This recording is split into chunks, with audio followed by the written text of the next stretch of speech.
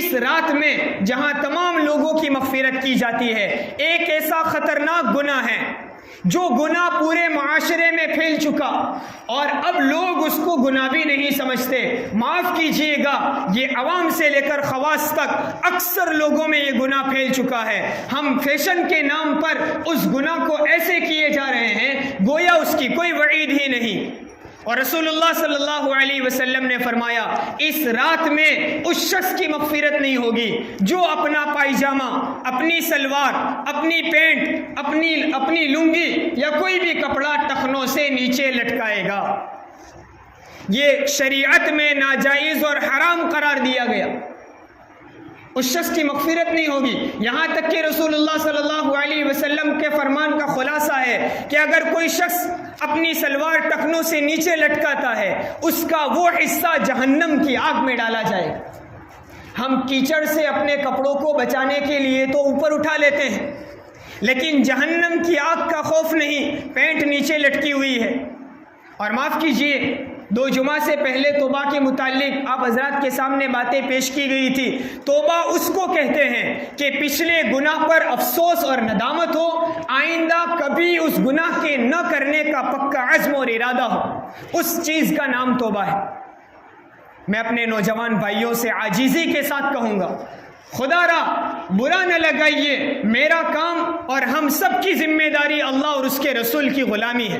ہم مسجد کے گیٹ میں آ کر پائنچے اوپر چڑھا دیتے ہیں، پھر باہر گئے واپس نیچے اتر گئے۔ اس چیز کا نام توبہ نہیں ہے۔ توبہ اس کو کہتے ہیں کہ آئندہ کبھی اس گناہ کے نہ کرنے کا پکا ارادہ ہو۔ آپ نے پائنچے اوپر چڑھا دیے، مطلب مسجد میں آنے کے وقت ہم یہ گناہ نہیں کریں گے ورنہ تو ہمیں اسی میں مبتلا رہنا ہے۔ یہ توبہ مکمل نہیں ہوئی، اور اس 15ویں شعبان کی مبارک رات میں بھی اس شخص کی مغفرت نہیں کی جاتی۔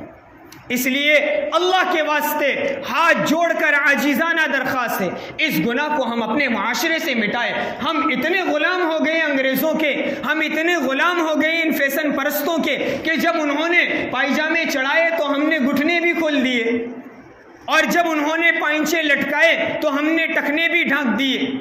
لیکن ہمیں رسول اللہ صلی اللہ علیہ وسلم کی وہ سنت یاد نہ رہی کہ ٹخنوں سے اوپر ہمیں پائجامہ رکھنا ہے۔ خدا کے لیے ان گناہوں سے اپنے آپ کی توبہ کریں اور اس مبارک رات کی قدر کرتے ہوئے اپنے آپ کی مغفرت کروائیں، اللہ کے سامنے مانگیں اور اللہ کے سامنے روئیں دھوئیں۔ امت جن حالات سے گزر رہی ہے ان حالات کو اللہ کے سامنے پیش کرے، اپنے گناہوں کی معافی مانگے، اپنی عاجزی، اپنی انکساری، اپنی مجبوری اور اپنے گناہوں کا اعتراف کرتے ہوئے اللہ کے سامنے معافی مانگے۔ مغرب کے وقت سورج غروب ہونے سے لے کر صبح صادق تک اللہ تبارک و تعالیٰ کی طرف سے یہ اعلان ہوتا ہے، اس رات میں کم از کم ہم اگر دیگر عبادات نہ کر سکیں تو تمام تر گناہوں سے اپنے آپ کو پاک اور محفوظ رکھیے۔ اللہ تبارک و تعالیٰ ان باتوں پر ہم سب کو عمل کرنے کی توفیق عطا فرمائے۔ یہ آنے والی مبارک رات ہم سب کے لیے اور پوری امت مسلمہ کے لیے رحمت اور مغفرت کا ذریعہ بنائیں، اور امت پر آنے والے یہ مصائب اور حالات اور پریشانیوں کے دور ہونے کا ذریعہ بنائیں۔ آمین۔ وآخر دعوانا الحمدللہ رب العالمین۔